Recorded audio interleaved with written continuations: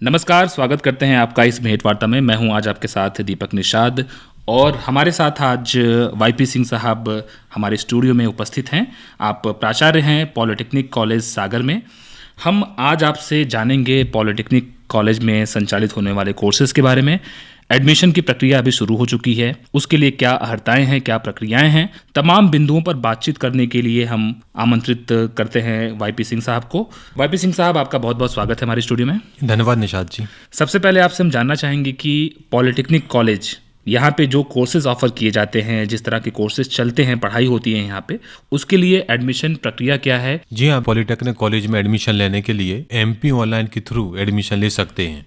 इसके लिए सबसे पहले बच्चों को एमपी ऑनलाइन कियोस्क पे जाना पड़ेगा। वहाँ पे उनको अपना रजिस्ट्रेशन कराना पड़ता है और रजिस्ट्रेशन कराने के बाद फिर चॉइस फिलिंग होगी। चॉइस फिलिंग का मतलब होता है कि आपको किस कॉलेज में कौन सी ब्रांच लेनी है, उसको हम लोग चॉइस फिलिंग कहते हैं।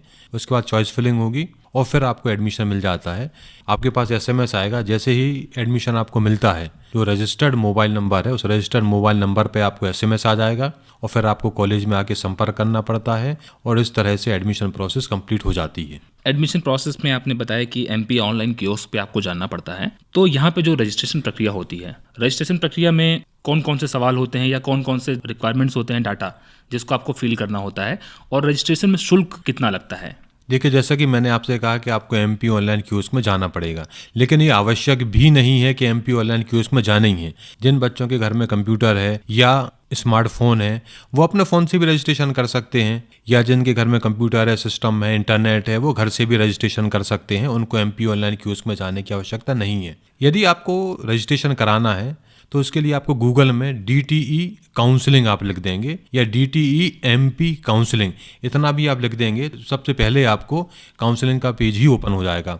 तो वहाँ पे जाके आप क्लिक करेंगे, आप वहाँ पर रजिस्ट्रेशन कर सकते हैं। रजिस्ट्रेशन करते समय आपको अपना नाम लिखना पड़ेगा, फादर्स नेम लिखना पड़ता है और 10th का आपको रोल नंबर लिखना पड़ेगा।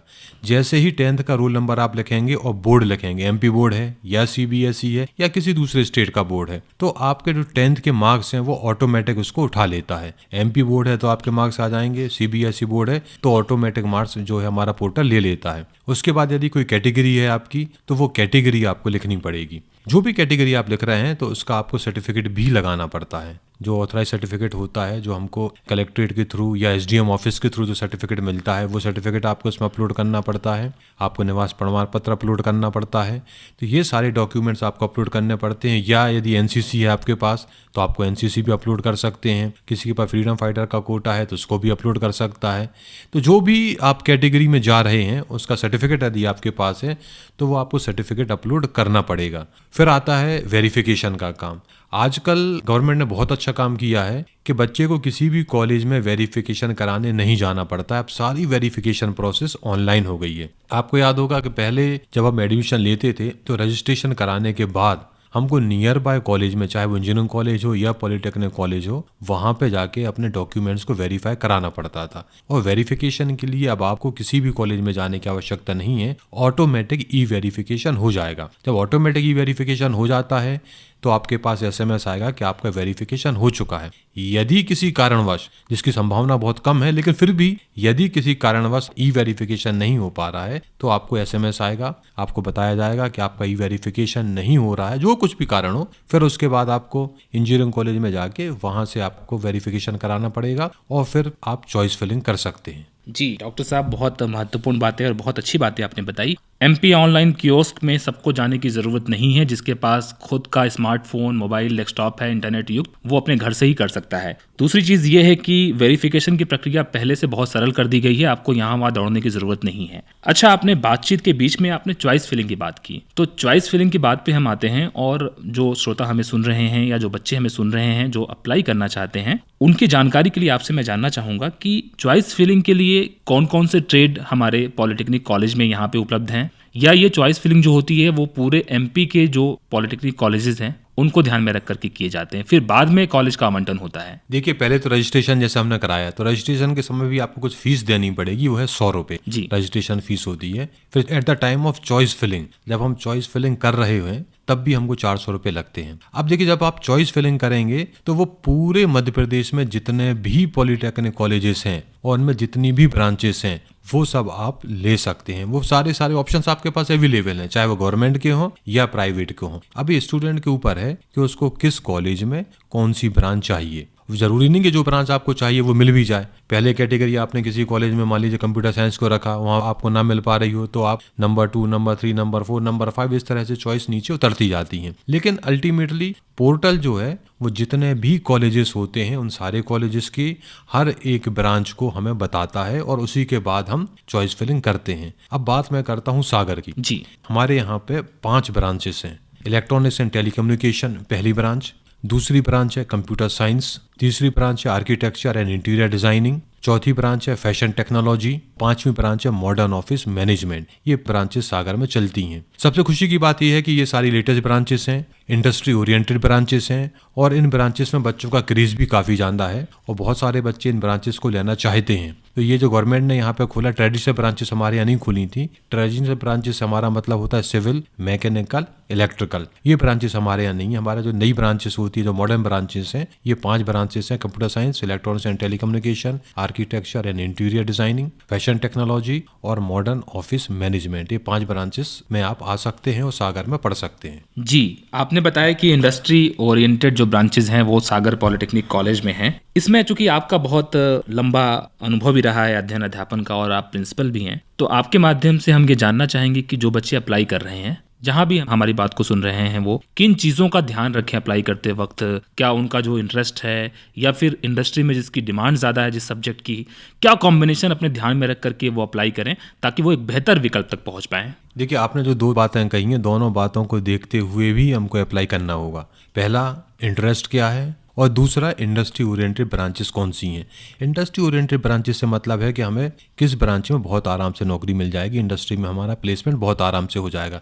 दोनों चीज़ें हमें देखनी पड़ती हैं। यदि मान लीजिए आपका इंटरेस्ट किसी ब्रांच में है लेकिन यदि उसमें आपको जॉब नहीं मिल रही है तो वो उतना अच्छा विकल्प नहीं है, या किसी ब्रांच में आपको जॉब बहुत अच्छी है लेकिन आपको इंटरेस्ट नहीं है, आप ज़बरदस्ती पढ़ेंगे तो आप उतना मन लगा के नहीं पढ़ पाएंगे, उतने आप नंबर नहीं ला पाएंगे। ये प्रॉब्लम भी हमको हो सकती है। तो जब भी चॉइस फिलिंग करें उसमें दोनों चीज़ें देखें, ब्रांच भी देखें और उसके अलावा आप अपना इंटरेस्ट भी देखें। और फिर कुछ लोग ये भी देखते हैं कि साहब कॉलेज कौन सा है, घर के पास है कि नहीं है, कॉलेज की रैंकिंग कैसी है, कॉलेज में फैसिलिटीज़ कैसी हैं, कॉलेज में लैब कैसी हैं, क्लासेस रेगुलर लगती हैं या नहीं लगती, और फैकल्टी कितनी अच्छी है, एक्सपीरियंस फैकल्टी हो। ये सब चीज़ें भी हमें देखनी चाहिए। यानी ये बहुत कई चीज़ों का मिला जुला कॉम्बिनेशन है और वो कॉम्बिनेशन जो कॉम्बिनेशन आपके लिए फिट बैठता है उसके हिसाब से आपको चॉइस लेनी चाहिए। डॉक्टर साहब, आपसे अब हम आगे जानना चाहेंगे कि जो बच्चे पॉलिटेक्निक कॉलेज में दाखिला लेना चाहते हैं, एडमिशन लेना चाहते हैं, उनके लिए पात्रता क्या है, न्यूनतम पात्रता क्या है उनके लिए? देखिए, जनरली तो 10th पास होना चाहिए विद साइंस एंड मैथ्स, लेकिन एक और हमारे यहाँ ब्रांच चलती है modern office management. Modern office management के लिए 12th पास होना कंपलसरी है। Electronics and telecommunication, computer science, architecture and interior designing और फैशन टेक्नोलॉजी, इनके लिए 10th पास होना जरूरी है। मॉडर्न ऑफिस मैनेजमेंट के लिए 12th पास करना जरूरी जी है? हाँ, MOM जिसको हम लोग शॉर्ट फॉर्म में कहते हैं, MOM यानी कि मॉडर्न ऑफिस मैनेजमेंट, इसमें 12th पास होना कंपलसरी है। चलिए, हम कोर्सेज के अंदर बहुत नहीं जाना चाहेंगे कि किसमें क्या पढ़ाई होती है, ये एक अलग विषय है चर्चा का, इसके ऊपर कभी आपसे अलग से चर्चा होगी। आगे हम ये जानना चाहेंगे कि जो लोग अप्लाई कर रहे हैं, अप्लाई करने का प्रोसीजर भी आपने बता दिया। फिर मान लीजिए किसी कॉलेज में आपका एडमिशन हो गया या सीट आपकी लॉक हो गई इस कॉलेज में, गवर्नमेंट कॉलेज मान लीजिए, क्योंकि हम गवर्नमेंट कॉलेज की बात कर रहे हैं तो गवर्नमेंट कॉलेज की हम बात करते हैं, तो वहाँ पे फी स्ट्रक्चर क्या होता है, क्या स्कॉलरशिप की कोई व्यवस्था होती है, क्या अकोमोडेशन के लिए हॉस्टल वगैरह, बच्चे दूर से जो आ रहे हैं, ग्रामीण क्षेत्र से आ रहे हैं, वो हॉस्टल में रह करके पढ़ाई कर सकते हैं, उसके लिए क्या कोई अलग से फीस होती है? जो ट्यूशन फीस है वो 7500 रुपये सालाना है, लेकिन कई तरह के स्कॉलरशिप भी अवेलेबल हैं। जो SC, ST, OBC बच्चे होते हैं उनको गवर्नमेंट की तरफ से स्कॉलरशिप भी मिलती है, फीस माफ़ होती है। जो TFW में बच्चे आते हैं, TFW यानी ट्यूशन फी वेवर स्कीम एक है, गवर्नमेंट की होती है, उसको हम लोग बोलते हैं TFW, ट्यूशन फी वेवर। उनको कोई ट्यूशन फीस नहीं देनी पड़ती, किसी भी कैटेगरी के बच्चे हों। उसके अलावा आपको ये भी पता होगा कि अभी मध्य प्रदेश सरकार ने कुछ स्कीम भी निकाली हैं, जो सामान्य जाति के बच्चे भी हैं और जो पढ़ने में अच्छे हैं उनको भी स्कॉलरशिप मिलती है, उनको भी ट्यूशन फीस नहीं लगती है। तो इस तरह से काफ़ी स्कॉलरशिप गवर्नमेंट ने बच्चों को देख रखी हैं और हर एक कैटेगरी के बच्चों के पास किसी ना किसी स्कॉलरशिप से वो फ़ायदा ले सकते हैं। ये तो पहली चीज़ है। दूसरी चीज़, हॉस्टल की बात करें तो सागर पॉलिटेक्निक में गर्ल्स हॉस्टल है, बहुत ही सुसज्जित गर्ल्स हॉस्टल है, बहुत बढ़िया गर्ल्स हॉस्टल है, नई गर्ल्स हॉस्टल बनी हुई है वहाँ पे आपको कंप्यूटर भी मिलेगा, इंटरनेट भी मिलेगा, इंडोर गेम्स भी आपको मिलेंगे, फ्रिज भी रखा हुआ है, एक अलग से चेस बोर्ड है, हम लोगों ने जिम भी बनाया हुआ है बच्चियों के लिए। तो ये जितनी मॉडर्न फैसिलिटीज़ होती हैं वो सारी की सारी मॉडर्न फैसिलिटीज़ अवेलेबल हैं। हाँ, हालांकि अभी लड़कों की हॉस्टल हम लोगों के पास नहीं है, बॉयज़ हॉस्टल हम लोगों के पास नहीं है, लेकिन जो SC ST के बच्चे हैं वो कबीर हॉस्टल में भी जा सकते हैं। कबीर हॉस्टल में उनको एडमिशन मिल सकता है, तो वहाँ पे भी जाएंगे वो, उनको वहाँ एडमिशन मिल जाएगा। इस तरीके से ये हॉस्टल फैसिलिटीज़ हैं। हॉस्टल फैसिलिटीज़ में फ़ीस बहुत कम लगती है, केवल 100 रुपये लगते हैं उनको, तो नॉमिनल फ़ीस है। इसके अलावा केवल बिजली का खर्च, जो एक्चुअल बिजली का खर्च आता है वो हम लोग डिवाइड कर देते हैं सारे बच्चों में, तो वो भर फीस लगती है। बाकी तो हॉस्टल में बहुत ही कम फीस है एक तरीके से कहा जाए तो। निश्चित रूप से आपने जैसा कि बताया उससे ये जाहिर होता है कि चाहे वो ट्यूशन फी की बात हो, हॉस्टल फी की बात हो, बहुत नॉमिनल फी यानी नाम मात्र का पैसा लगता है, खर्च लगता है, और कहीं से भी आर्थिक स्थिति या आर्थिक संकट बाधा नहीं है गवर्नमेंट पॉलिटेक्निक कॉलेज में आकर के पढ़ाई करने के लिए, ऐसा हम कह सकते हैं। डॉक्टर साहब आगे हम आपसे ये जानना चाहेंगे कि मान लीजिए हम कॉलेज में एडमिशन ले लिए हैं, लेकिन एडमिशन से पहले, ये तो एडमिशन के बाद की बात हो गई, एडमिशन की प्रक्रिया पे ही आते हैं, और एडमिशन से पहले अभी तक आपका जो दाखिला हुआ करता था वो कंपटीशन के आधार पे हुआ करता था। क्या कोई प्रक्रिया परिवर्तित हुई है? कौन सी प्रक्रिया है जिसके तहत पॉलिटेक्निक कॉलेजेस में दाखिला होगा? आपके श्रोताओं को पता होगा कि पहले पॉलिटेक्निक कॉलेज में एडमिशन लेने के लिए एग्ज़ाम होता था, जिसको हम लोग PPT बोलते थे, प्री पॉलिटेक्निक टेस्ट। ये एग्ज़ाम होता था जो कि व्यापम या प्रोफेशनल एग्जामिनेशन बोर्ड लिया करता था, और केवल क्वालिफाइंग एग्ज़ाम के बेसिस पर ही एडमिशन होंगे। क्वालिफाइंग एग्जामिनेशन बेसिस का मतलब होता है जहाँ पे 10th मिनिमम क्वालिफिकेशन है वहाँ 10th की मार्क्स के हिसाब से एडमिशन होंगे, और जहाँ पे 12th मिनिमम क्वालिफिकेशन है जैसे मॉडर्न ऑफिस मैनेजमेंट, वहाँ पे जो कुछ भी आपके 12th में नंबर आए हैं उसके बेसिस पे एडमिशन आपको मिलेगा। इसमें अब हम जानना चाहेंगे, आपने बताया कि न्यूनतम जो योग्यता होती है अप्लाई करने के लिए सिर्फ मॉडर्न ऑफिस मैनेजमेंट को छोड़ करके बाकी सारे कोर्सेज के लिए जो है 10th यानी 10वीं जो है न्यूनतम योग्यता है। तो क्या जो कोर्सेज का जो ड्यूरेशन होता है, कोर्सेज की अवधि की बात करें तो ये भी क्या अलग अलग होता है, या सारे डिप्लोमा कोर्सेज की जो अवधि होती है वो एक ही होती है, और वो क्या होती है? हाँ, जो टोटल कोर्स ड्यूरेशन है वो 3 साल का है, चाहे आप 10th बेसिस पे आए हों या 12th बेसिस पे आए हों। हमारे यहाँ 5 ब्रांचेस चलती हैं जो मैंने अभी आपको बताया था, electronics and telecommunication, computer science, architecture interior designing, fashion technology और मॉडर्न ऑफिस मैनेजमेंट। इन 5 ब्रांचेस में कोर्स ड्यूरेशन 3 साल का, यानी कि आपको 3 साल पढ़ना पड़ेगा और उसके बाद आपको RGPV का डिप्लोमा मिलेगा। 3 साल का कोर्स का ड्यूरेशन है, डिप्लोमा 3 साल पूरा करने के बाद आपको मिलेगा। बस हम चर्चा के आखिरी चरण में आ गए हैं डॉक्टर YP सिंह साहब, और यहाँ पे आपसे हम जानना चाहेंगे, एक विद्यार्थी जब 10वीं या 12वीं की परीक्षा पास कर लेता है उसके पास बहुत सारे विकल्प होते हैं। एक विकल्प होता है कि बहुत लंबी पढ़ाई करे और फिर नौकरी के लिए जाए, दूसरा सबसे आसान विकल्प होता है और अच्छा विकल्प होता है, चूंकि ये कैरियर ओरिएंटेड है और उसके साथ साथ इंडस्ट्री ओरिएंटेड भी है पॉलिटेक्निक का कोर्स। तो आप किसी उम्मीदवार को, किसी अभ्यर्थी को क्या बताना चाहेंगे कि हमें पॉलिटेक्निक का कोर्स क्यों करना चाहिए और कितना मुफीद, कितना सुविधाजनक है ये, खासकर एक मध्यम वर्गीय परिवार के लिए नौकरी पाने में? देखिए, कोई भी जो प्रोफेशनल कोर्सेज होते हैं वो जॉब ओरिएंटेड ही होते हैं, और प्रोफेशनल कोर्सेज इसलिए चलाए जाते हैं कि बच्चों को बहुत जल्दी जॉब लग जाए, बहुत अच्छी जॉब लगे, इंडस्ट्री में जॉब लगे। अब जो भी बच्चा 10th के बाद आ रहा है वो 3 साल पढ़ेगा और 3 साल के बाद उसको नौकरी मिल जाएगी। अब जॉब कहाँ मिलेगी? जॉब आपने जिस हिसाब की आपने पढ़ाई की, आपने कंप्यूटर साइंस पढ़ा है या इलेक्ट्रॉनिक्स पढ़ा है या मॉडर्न ऑफिस मैनेजमेंट पढ़ा है, आर्किटेक्चर पढ़ा है, इससे रिलेटेड जॉब आपको मिलती है। इंडस्ट्री में आपको जॉब मिल जाएगी, जो प्लेसमेंट होते हैं वो भी मिल जाएगा। अभी आपने देखा भी होगा कि सागर में रोजगार मेला लग रहा है ना, हर जगह रोजगार मेला लगा। सागर में 3 रोजगार मेले लग चुके हैं, गड़ाकोटा में भी रोजगार मेला लगा था, खुरई में भी रोजगार मेला लगने वाला है। तो ये जो रोजगार मेला लगते हैं उसमें यदि आपने एनालिसिस की हो तो रोजगार मेले में भी जितनी कंपनी आ रही हैं वो डिप्लोमा होल्डर्स को प्रेफर कर रही हैं। वो चाह रही हैं कि उनको डिप्लोमा वाले बच्चे मिलें और उन बच्चों को वो अपने साथ ले जाएं, उनको जॉब दें, और एक बार यदि आपको जॉब मिल गई तो उसके बाद फिर आपके कैलिबर पे डिपेंड करता है। हर जगह एंट्री कठिन है, एंट्री के बाद अब आपके पास कितना कैलिबर है तो कहा जाता है ना, आप जहां तक चाहें वहां तक उठ सकते हैं। यदि कुछ बच्चे हैं भाई जिन्हें नौकरी नहीं करना, मान लीजिए किसी ने आर्किटेक्चर में काम किया, पढ़ाई की, वो चाहता है कि नहीं मैं खुद अपना काम शुरू करूं, मैं एक अपनी आर्किटेक्चर फर्म खोल लूं, मैं मकान डिजाइन करूं, मैं लैंडस्केपिंग करूं, मैं गार्डन डिजाइन करूं, तो वो खुद भी कर सकता है, किसी आर्किटेक्ट के साथ जाके भी काम कर सकता है, या खुद का एक ऑफिस खोल सकता है, उस ऑफिस में भी वो डिजाइनिंग कर सकता है। ये तो ही जॉब की बात। अब यदि किसी को जॉब नहीं करना है, वो उसको हायर एजुकेशन में जाना है, तो वो इंजीनियरिंग भी कर सकता है। और यहाँ पे जब इंजीनियरिंग में जाएगा तो उसको सेकंड ईयर में एडमिशन मिलता है, यानी बीई करने जब आप जाओगे डिप्लोमा के बाद तो आपको फर्स्ट ईयर में एडमिशन नहीं मिलेगा, आपको सीधे सेकंड ईयर में एडमिशन मिलेगा, जिसको कहा जाता है लेटरल एंट्री। तो लेटरल एंट्री से आप जाएंगे। और ये भी हम लोगों ने देखा है कि किसी भी इंजीनियरिंग कॉलेज में जो डायरेक्ट बच्चा आता है वो, और यदि पॉलिटेक्निक वाला बच्चा है वो, इन दोनों को कंपेयर करें तो पॉलिटेक्निक वाला बच्चा जो है वो ज़्यादा नंबर लेके आता है। उसका कारण ये है कि 3 साल वो यहाँ पढ़ चुका होता है, उसके बेस बहुत अच्छा हो जाता है, सब्जेक्ट नॉलेज उसको बहुत अच्छी होती है, और जब वो हायर एजुकेशन के लिए जाता है तो वहाँ पे वो बहुत जल्दी ग्रास्प कर लेता है चीज़ें, और इस कारण से वो बीई करते समय भी अपने बैच में टॉप करता है। जी, पॉलिटेक्निक की पढ़ाई करते हुए, टेक्निकल पढ़ाई करते हुए उसका अनुभव ज़्यादा होता है उस फील्ड में, निश्चित रूप से वो एक्सेल भी करता है, इस कारण से आपने ऐसा बताया। इसमें पॉलिटेक्निक कोर्स करने के बाद आप ना सिर्फ रोजगार लेने वाले बनेंगे बल्कि रोजगार देने वाले भी बन सकते हैं। आप अपना स्टार्टअप शुरू कर सकते हैं और लोगों को भी रोजगार दे सकते हैं, खुद की इंडस्ट्री खड़ी कर सकते हैं।